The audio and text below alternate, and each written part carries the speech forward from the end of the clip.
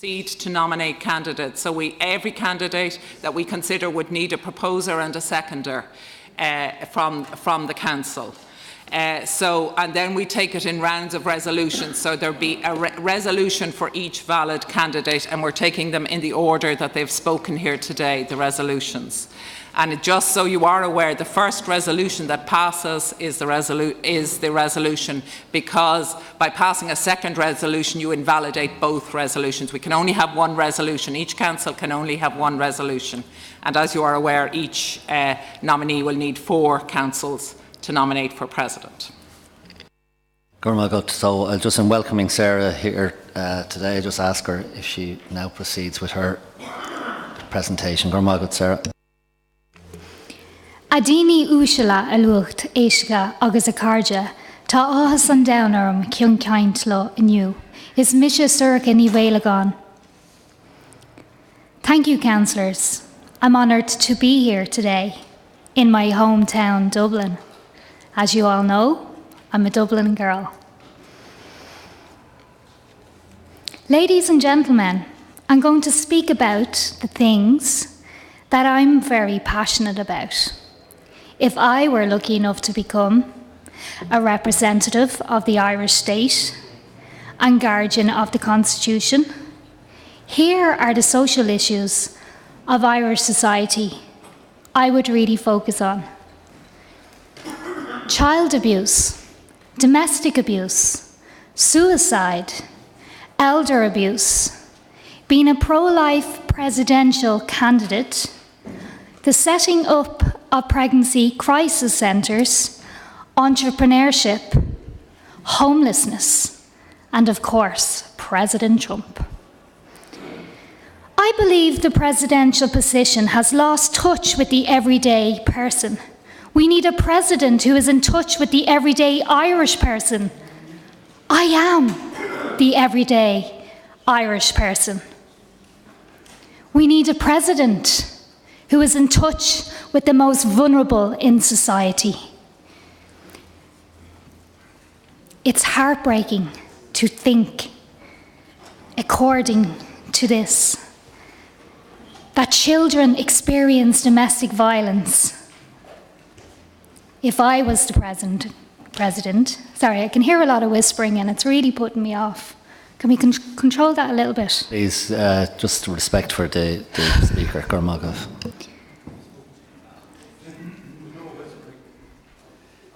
Must be in my imagination, so. As president, I want to cause an awareness that we as an Irish society won't help to enable crimes anymore. Now, I'll move on to suicide. Did you know that there's 1 suicide a day in Ireland? On average in 2017, according to figures released by the Central Statistics Office, I was deeply affected when I read about an 11-year-old child who told all her friends on social media the date she planned to die. If I became the President of Ireland, no child or no human being will be left waiting to see a psychologist. This is a shame to humanity that this child is no longer with us today.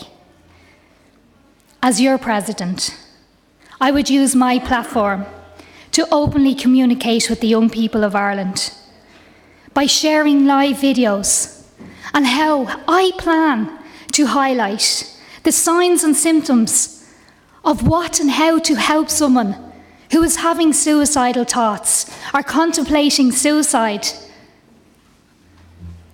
I'll work with the Minister for Children, Catherine Sabone, and the Minister for Health, Simon Harris, so that all people get the care and help that they deserve. Now, I'll move on to elder abuse in a domestic situation. During my time in university, I completed my thesis on elder abuse in a domestic situation. I felt compelled to share this hidden reality amongst my peers. I felt this subject wasn't spoken about and it wasn't written about in the media. Shocking data for Age Action alone, Third Hicwa, the HSE reveal how thousands of our Irish senior citizens are being abused behind closed doors every day. What are we going to do about it, hey? What are we going to do about it? Are we going to stay silent? Are we going to let this shocking crime go on behind closed doors? As a presidential candidate nominee, I hope to educate people about this silent, shocking crime of our 21st century. Now, I'll move on to abortion. If I were to become the President of Ireland, I would donate a lot of my salary to pregnancy crisis centres so that women don't feel that they have to abort their children because of poverty. Women shouldn't feel that they should abort because they're poor. I am pro-life and I am proud, and I'm not afraid to state that I am pro-life and proud, and I shouldn't be ashamed to say that.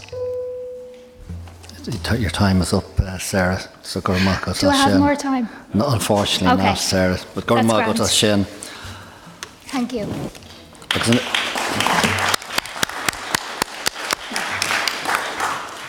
On Cédír Horella, the next candidate is Peter Casey.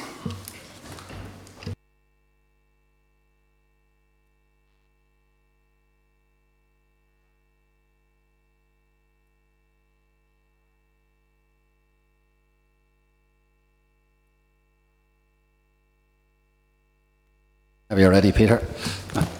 Undemocratic Maggot. Thank you. It's great to be here in Dublin. My wife is from Crumlin, so she was giving me a few pointers. I'd like to outline my vision for the presidency of Ireland. And the President is, of course, the Commander-in-Chief, but what the President really is, his main role, I believe, apart from being obviously the guardian of the Constitution, he is the influencer-in-chief. He's the person that can inspire not just the people in Ireland, but inspire the people, the Irish people around the world. Just a little bit about myself. I'm from Derry. I grew up in the Bogside at the height of the Troubles. I started off in a little 2-up, 2-down with an outside toilet, and you know, my parents were, I'm one of 9. We had 38 grandchildren, and you know, I was actually on the Bloody Sunday March. I grew up, as I say, at the height of the Troubles. My parents were both alcoholics, workaholics. Sorry. There's a thunderbolt on its way down here now, any minute. They're both workaholics. My mother didn't drink, so. But being a workaholic was a trait that they passed on to all of their children. And it's something that I must say, my children also have the same trait. It seems to be a genetic thing. So I've got 5 children. Some are here over in Ireland, and some are studying in the United States. I've spent a third of my life in Australia, a third in Ireland, and a third in the United States. So I'm an international businessman. I set up my first company 35 years ago in Sydney, and I've been very fortunate in business. I've actually brought 4 companies over to Ireland, helped set them up. I set up my own company in Buncrana 23 years ago. So I've been very fortunate. What my vision is, we're such an amazing country. You know, there's no other country on planet Earth where 11 times the number of people actually live outside of the country. Just think about that. That's absolutely staggering. We don't really many times appreciate just how amazing we are as a nation. So the platform that I'm standing on is, why be a small country? We're already a big nation. And if we can connect with the 70 million outside of Ireland, and we have the technology today to do that. We have the ability, with all the social media and networking tools, to connect with them, and that would be, we can create an amazingly powerful platform that will connect and allow the Irish people in Ireland to relate and connect with the Irish outside of Ireland. And there's so many financial and economic benefits that can be generated from doing that. The second part of my platform is to actually I call it the Birthright Programme. That is a programme where we encourage the children of American, Irish people abroad to send their children to Ireland for a month. Let them go to the Gaeltacht, understand rural Ireland and the essence of rural Ireland. A week up in the north and understand the Troubles, Derry and Belfast and how it all came about. And then a week in Dublin, where they can understand the creation of the state, the Civil War, see the incredibly beautiful buildings, and then go back to the country where they're from and get absorbed by just how amazing Ireland is. The third thing that I'm trying to, and this is just, I really believe, I've been very fortunate. I've got the choice to come home but not everybody is so fortunate. I'm sure there's people, everybody in this chamber has a brother, a sister, a son, a daughter, who is gone abroad because they had to, like myself, and they're not able to come home.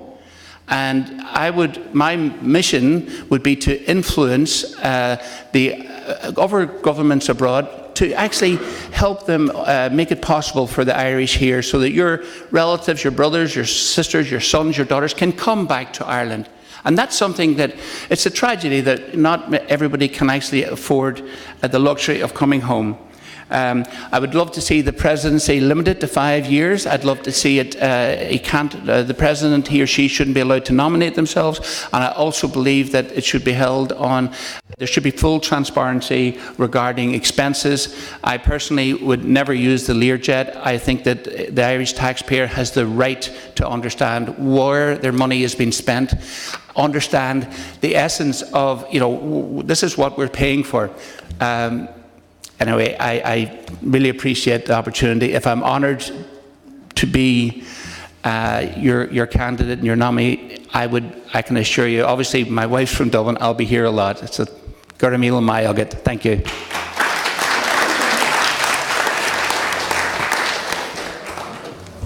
Gurmal Good Peter on Céidir Horella. Next candidate is Norma Burke.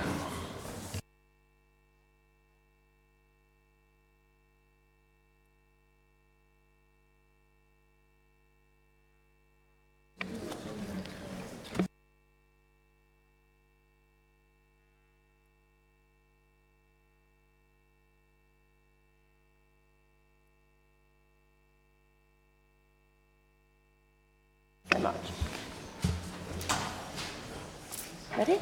Yep. Yes, please. Greetings. I am a director of Twantington McFuff and Associates, a public relations firm founded by my father Peregrine in 1909 and now run by myself and my husband Gerald, a family firm representing the PR interests of clients for over 100 years. Since Brexageddon, we've decided to open a Dublin office, and as I'm new in town, I thought it would be a super idea to run for president to get some free publicity for my business. Ask not what you can do for your country, but what your country can do for you. I also put myself forward as I felt this campaign was lacking in suitable quality candidates. Where are the Dennis O'Briens? Where are the Bonos and where are the George Hooks that would make such wonderful presidents this time around? In their absence, I felt I had to take up the challenge myself.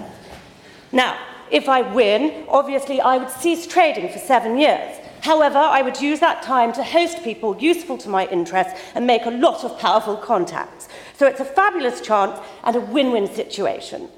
Even though I can't directly solicit work, during my presidency I will be operating the Bunty Reward Scheme. A stack of pink envelopes is always on the table in the Twantington McFuff household, and when you visit, if you want to leave something in one of those, that is up to you. Let me just say, if you're good to Bunty, Bunty's good to you. Now, what are my pledges? I pledge first to read the Constitution. I meant to before now, it's been on my bedside table for weeks on end, but you know yourself how it is. And what of my vision? I have a dream, a neoliberal dream to turn a nation of saints and scholars into a nation of spivs and bag men. The Arras and the Phoenix Park I see as a commercial opportunity that has disgracefully not been exploited to date. My plan is to use the assets of the Arras and the Phoenix Park to create a return on investment for taxpayers. While I am President of Ireland, at the same time I propose to serve as the CEO of the newly created Arras Hunting Lodge and Spa. I would live in one wing of the Arras and the rest would be rented out as hotel rooms to wealthy guests, and they would pay top dollar to hunt the deer in the Phoenix Park. We would also build smaller lodges throughout the park, a boutique experience for the discerning hunter. And I've been told a lot of homeless people sleep in the park too, so hotel guests could deal with that problem as well. In order to fully monetize the presidency, I'm also bringing a new reality television show called In Your Arras, and that will follow my life as the President of Ireland, and I will be putting a proposal into television companies. You might see me in the morning in my silk gym jams, eating breakfast and opening mail from Donald Trump, perhaps even touching myself if it would get good ratings. I love Ireland as a country. Each year it's becoming more and more like my home country of Britain. Homelessness, food banks, all the best legacies of the Tories starting to bear fruit here. And making people think it's all their fault has been a wonderful victory for the neoliberal narrative. But there is a challenge coming down the line, as the robots are coming and predicted to take half of all jobs. It's then going to be impossible to keep the myth of shirkers and strivers and the concept of people who get up in the morning when it's clear there are simply not jobs for citizens. We could look at concepts such as the universal living wage so that every citizen has a security net and a basic standard of living while the free market continues to function as it does now, and nurturing skills in citizens that robots don't have, focusing on creativity and the creative industries in the way the CEO of Alibaba in China has proposed. But that would spoil the immense fun people living below the poverty line have, and how much better people like me feel about their personal wealth knowing they are there. The slight frisson of guilt always makes something more enjoyable. On a point of order, Lord Mayor. So I have a plan. We cut all taxation and all social welfare spending, which should lead to a significant reduction in the population after a period of feral living. Then we would burn the bodies of the dead as fossil fuel. If they fight back, we simply have a team of Lord Mayor, I would have to object to this here. This is an absolute insult to the office of the President and anybody actually nominating themselves for the office of the presidency. This is an absolute insult, and it has to be brought about. We agree, this is Councillor. not good we agree for the other to allow the candidates. candidates. It's simply not that we're sitting here today who to nominate as president. I suggest that you follow the Justin Trudeau test. Who has the best hair? I think it's quite clear. The candidate is nearly finished. I'm going to give her another few seconds because of the interruptions. Thank you so much. Vote for me. Norma. And that, Lord Mayor, is why we actually have a nomination process for people to run for presidency. No, we agree the procedure, and the procedure is as agreed. Lord Mayor, we did agree a procedure, and I'm honouring it, but I have to say I found the abuse of the Council in the last speech and the office of President to be deeply, deeply offensive. Here, Lord Mayor, this is not Big Brother House, so if the rest of the candidates could at least have the respect for the Council to address us on serious issues. Hold on, I'm not letting anyone in on debate on this. My proposal. Wait, no, it's okay. We have a right in this Council chamber, Lord Mayor. We have a right to defend the proper process. Excuse me, we also have a right to free speech under the Constitution, and the person was agreed. Stop, Councillor, I'm not putting up with this from you today. I'm not putting up with this from you today. Point of order. We now get on to the next candidate. No points of order. We have an agreed procedure. I am going to call on the next speaker and the next candidate. And the next candidate is Gemma O'Doherty. Gurmagat, Gemma. Gurmagat, Cahirlock, thank you very much, councillors, for attending today. I'm conscious that the taxpayer is funding this meeting, so we'll move swiftly on. As a proud Ranelagh woman who grew up just up the road from here, it's an honour to be here today. But I would like to pay tribute to the brave young men and women who are currently occupying properties in the city and trying to draw attention to the appalling housing crisis that our city and country now face. And I would like to put on the record of this chamber that I am profoundly disturbed at the sight of men in balaclavas coming down to our city, guarded by our police force, and removing these young people who are desperate, who cannot afford to even dream of buying a house in this city, not to mind renting one. And my reason for seeking this nomination is in furtherance of my deserve to serve the cause of truth, justice and integrity on and for the Irish people. I believe that our relatively young nation is suffering from a culture of corruption and clientelism, which is deeply damaging to democracy and to the relationship between politicians and citizens.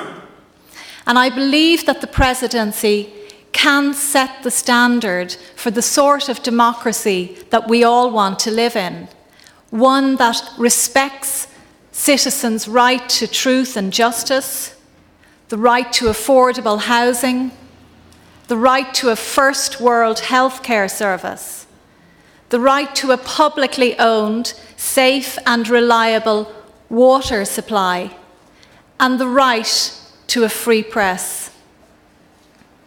Most of my work in investigative journalism has focused on exposing wrongdoing within the criminal justice system.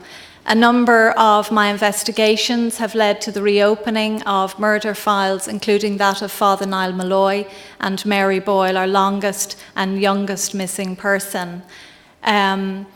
During my work at the Irish Independent, where I spent almost 20 years, I worked with Maurice McCabe and was one of the first journalists to expose the very serious allegations that he was trying to highlight. And as part of my work, I was responsible for exposing, I suppose, an elite that had been operating in this country and continue to operate, people who were going onto the roads of our country and doing whatever speeds they liked. Some of these people were judges, some of them were state solicitors, crime reporters and newspaper editors. As part of that particular work, I exposed the fact that the Garda Commissioner, the former Garda Commissioner, Martin Callanan, was also abusing the penalty point system, and that resulted in the end of my career at INM. I was forced to take a case to the High Court, where I was successful. Since then, I have been highlighting injustice and organising a number of trips to foreign parliaments with victims of state corruption, and these have included Stormont, Brussels, Westminster and Washington DC, where I have visited with citizens who have been denied justice and spoken to foreign MEPs and MPs and tried to highlight cases that the Irish government have turned their back on here. As I've said earlier, I'm very concerned about the housing and health crisis, and I believe that the boundaries of the presidency can be pushed out in order to stand up and defend those who have lost their voices in this country. And I believe that there are many of them now. Many more people are becoming voiceless every day in our city and in our country, and they are the people that I would like to defend. Thank you very much for listening to me today.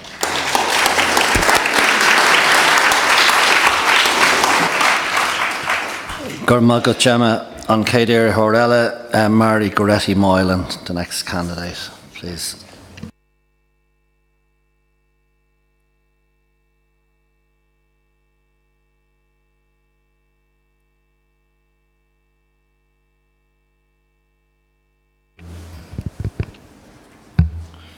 Hi, my name's Mary Goretti Moylan. Actually don't like the name very much, but officially I'm supposed to use it.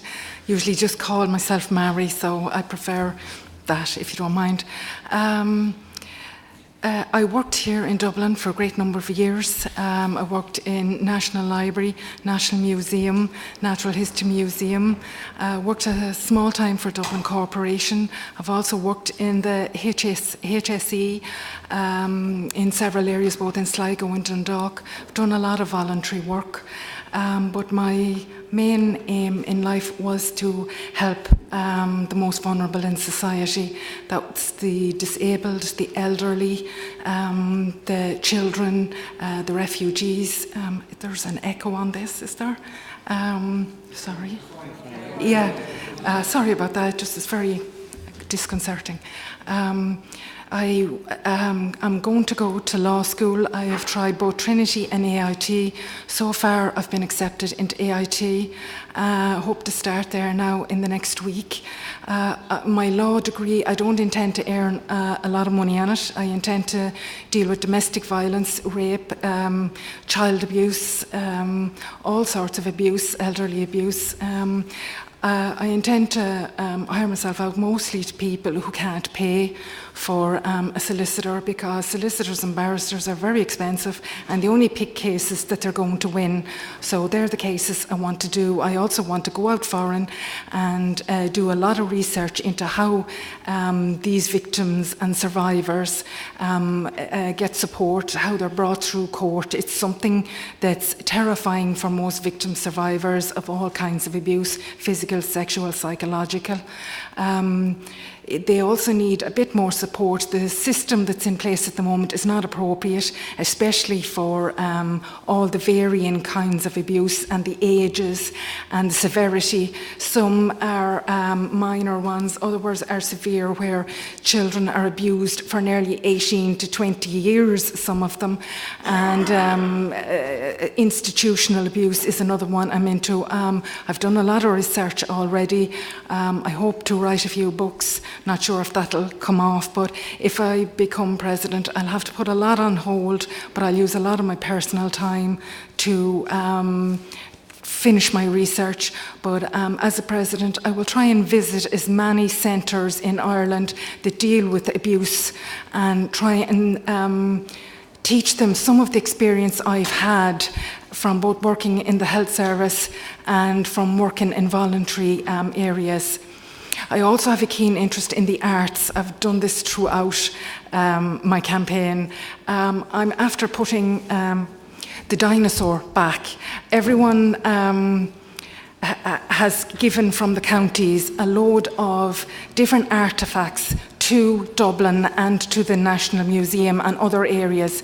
They're now housed in boxes. A lot of what's in the National Library is also housed in boxes, and they're not put up on the computer, so people don't realise that they're there. We have loads of buildings belonging to the state. They could be taken to house more of the books, more of the photographs, more of the newspapers, and most especially our dinosaur. We have dinosaurs in America, we have dinosaurs in Europe. We should be able to show off the Irish dinosaur. It's the only one we got. We have a load of other exhibits in the National Museum and the Natural History Museum that are not actually on display, but we do have buildings quite close to each of them that can be used. I would like to help out there when I become president to see can we actually bring some back to the various counties to improve tourism, and also to bring them out on display in other buildings in Dublin. I think we could learn a lot from other countries like Egypt and the US, which I've visited before, and I've seen how they do it. You don't need any major electronic equipment to show most of what's hidden in boxes, but most especially that dinosaur is important. It's the only one we have. It's been hidden for years, and I'd be afraid something had happened to it. I think it should be put back in the Natural History Museum. Should be put back in the Natural History Museum where it belonged, move other exhibits to somewhere else. Some of them are unimportant. They have a shop in there now, that should be removed. Put the dinosaur in where the shop is. We don't need the shop. They can create a little glass cage out in the front in the lawn if they want to for a shop, but put the dinosaur back in again. I think our children need to appreciate arts literature, they need to appreciate our history. We have lost a lot of that. It should be brought back into the classroom again. Arts doesn't exist in most of our colleges and universities anymore. It's all digital.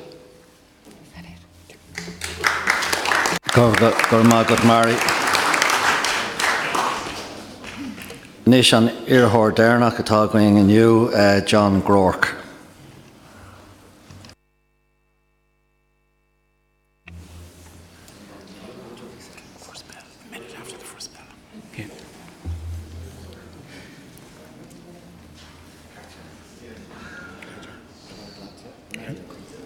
Lord Mayor and councillors, I wish to thank you for giving me the opportunity to address your council, and your chamber is a very fascinating place, and while I'm delighted to be here to get the opportunity to address you, it saddens me deeply that I have not the same privileges as the President, and I sincerely hope one day, if the Federal Republic ever comes, that if the cities gets a right to be a separate entity from the county, that your fair chamber here will have a lot more powers and liberties.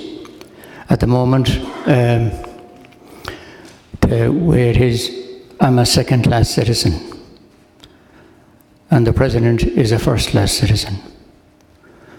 I have nothing against him nominating himself, but I should be able to do the same thing, because in a complete and total republic, free republic, everyone is equal. There is no titles or privileges, and the way I look at it is the office of President and the office of all offices of government should be open to everybody to run, and the avenues there to them should be opened also.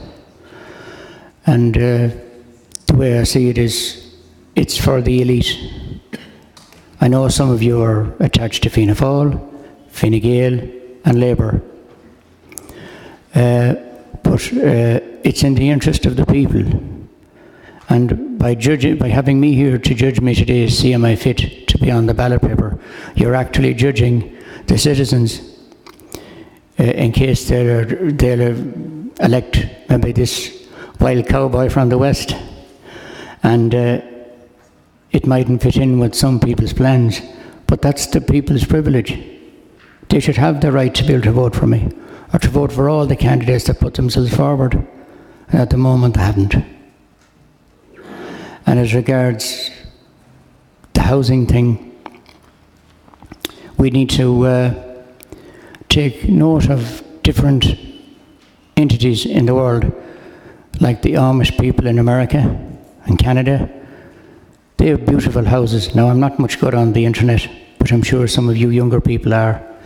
And I just got into it one, but I couldn't get in any further. But I just seen the beautiful houses they have. They don't have much furniture, it's their belief. But they have magnificent houses, and they help one another. And instead of giving cheap loans to people to build houses, we should go back and talk to them and find out how they do it. I'm sure there's plenty of people around here and around every town and city in Ireland that can help out, rather than having people, they're bad with mental illness, they can't sleep, this mortgage, that mortgage, trying to educate their children and pay for them. It's a privilege to go to university, to go to Trinity College, or to go to places like this. I would have liked to have studied music, but my parents weren't wealthy enough to. So people want to take stock of it, and this being a university city and a city of science, people want to take it down more to the poor people's level so that they can achieve great things. All you got to do is look at the musicians in America. Some of them are only poor farmers, sons and daughters out in the prairies, and look what they can achieve when they can just literally 3 notes and they're able to make money. So I hope you'll take everything I've said into account. Thank you, Lord Mayor, and all your councillors for listening to me.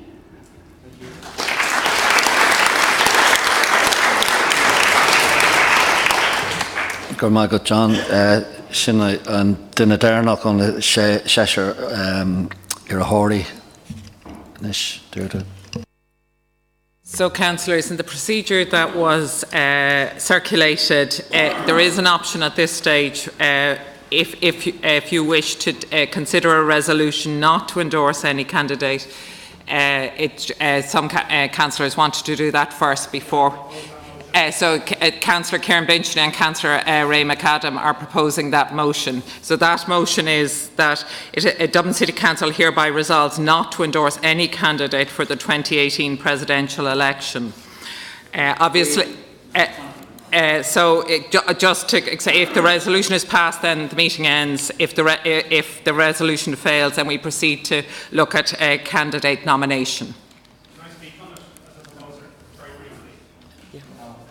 Yeah. 1 minute. Yeah. Just in 1 minute, all I'd like to say is that the Constitution gives us a very important role as a council. It's one of the few roles that the Constitution gives to councillors, and that's to act as a filter for people who might want to be nominated to be the first officer of this state. And it's a very serious obligation we have. And there was a suggestion that it might be undemocratic to exercise it. Actually, it is a very democratic act to exercise it with due consideration as to the merits of the candidates who have presented before us today. And that's why I'm happy to propose the motion.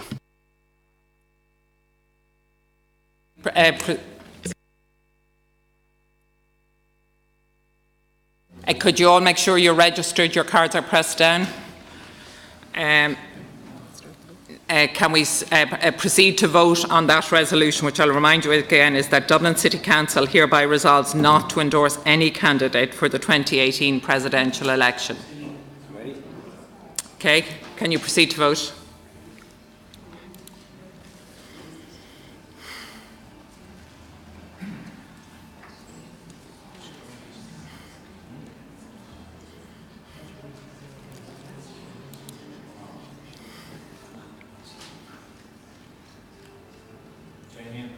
Yes or no vote? Yes or no? Yeah. It's yes. Yes for no vote. Yes for no nomination. Yeah. Yes for not nomination. Yeah. Yes for not nominating. No for the to proceed to nominations.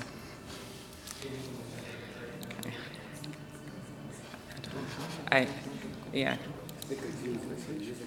Oh, sorry. If you don't want to proceed to nominate any candidates, you agree with this resolution. You say we're not endorsing any candidate. If you do want to go, so vote yes. If you're voting no, you're taking the option to go ahead to nominations of candidates. Okay. Yeah. Yes for no. Yes. I'm stopping the voting. Okay. I'm just going to wait till we print out.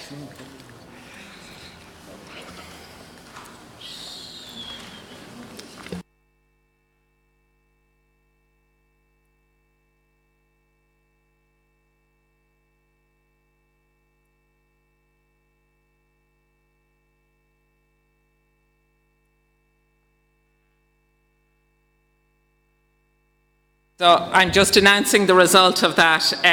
Yes had 29, no had 9, and there was 2 abstentions. That means we're not proceeding further. We're not proceeding to nominate a candidate. Shinder and Crinnew, I'd like to thank the candidates who did come in and exercise their right as we resolved to give us a presentation. And so this Dublin City Council has resolved not to endorse any candidate for the 2018 presidential election. Shinder and Crinnew will reconvene at 6:15 for our LPT meeting. Thank you very much, Lord Mayor.